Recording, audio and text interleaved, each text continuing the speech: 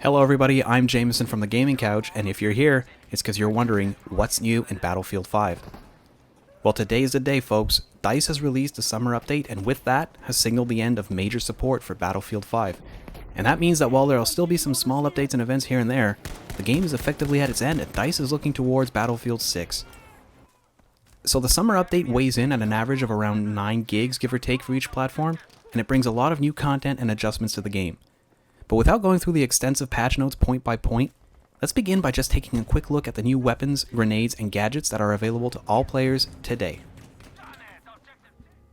Assault players can now choose to use the M1941 Johnson, a medium damage, high accuracy semi-auto rifle. And you can also wield the pistol flamethrower as a gadget, which, well, you know, the name says it all, doesn't it? It's a smallish handheld weapon that throws flames at a short distance. But really, the key takeaway right now is that, as an assault player, you can whip out your Johnson and pop off shots at enemies. Medics get a new weapon too. It's called the well gun, and it handles well enough for an SMG, but it won't beat the Type 2A. Support players can choose between the Shosha, which is a slow-firing but powerful LMG, and the Sjogren shotgun. Sorry for pronunciation. In terms of gadgets, support gets shape charges which can be stuck to vehicles and explode after a short while. They also have the Kampf pistol, which is essentially a grenade launcher. For the recon players out there, there are two new sniper rifles. The M3 Infrared, which is a semi-auto rifle with a great big infrared scope on top, and the K31/43, a bolt-action sniper with a normal scope. Recon's new gadgets include the Doppelschuss, which fires flares that spot enemies in a small circular area, and the RMN-50 grenade launcher. But on top of all those, a lot of pistols have been added as well, and these are usable by all classes. They include the PPK and its suppressed variant, just in case you want to do your best James Bond impression while running across the battlefield, the suppressed M1911, and the Well Rod, which is a truly unique bolt-action pistol.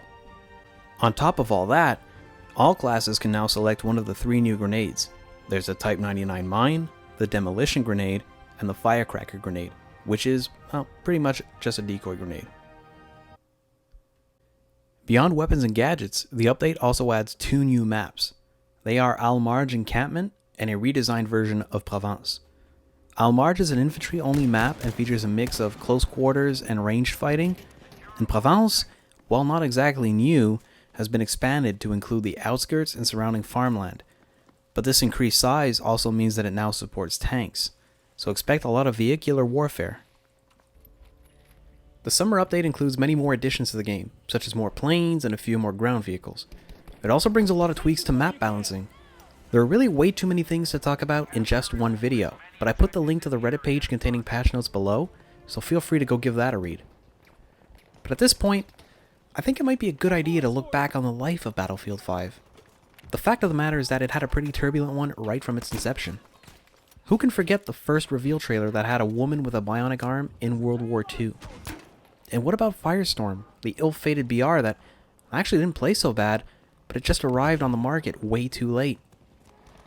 The reality is that BF5 was far from a perfect game, and it wasn't too well received by fans at launch and beyond. And it didn't help that it had a roadmap that promised a lot of things that ended up delayed or forgotten. And the assignment system that forced you to focus on a few objectives at a time rather than celebrate milestones as they happened was thoroughly disappointing. And DICE angered a lot of fans with Update 5.2's change to TTK.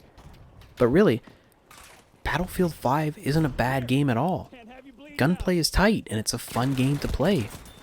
It might have seen more success if it didn't have the Battlefield title attached to it. But at the end of the day, it isn't a Battlefield 4 or a Battlefield 3. And as DICE works towards Battlefield 6, well, I just hope they can rein in the game and return it to the franchise's glory days. And what are those, you ask? Well, my friend, those are days of absolute chaos. Fighter jets soaring above your head as you sprint to C-Flag, and tanks roaring right beside you. Being in a gunfight waist deep in water while an entire building collapses in front of you, changing the map completely. Battlefield 3 and Battlefield 4 are appreciated for what they were.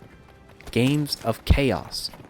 The old adage of, in Call of Duty, you call in the killstreak. In Battlefield, you are the killstreak, never felt so true. And regardless of Battlefield 6's setting, DICE needs to give players that feeling again. That feeling that they are an unstoppable force of nature. Or, at the very least, let players laugh at their friend who jumped into a helicopter and immediately crashed it into trees because he didn't know how to control it. Thanks for watching the video. Let us know what you think of BF5's very last major update in the comments below. And please, leave a like or a dislike so that we can properly adjust our content for you next time. Don't forget to subscribe so that you never miss a video. Until next time, remember, there's always room for you on the gaming couch.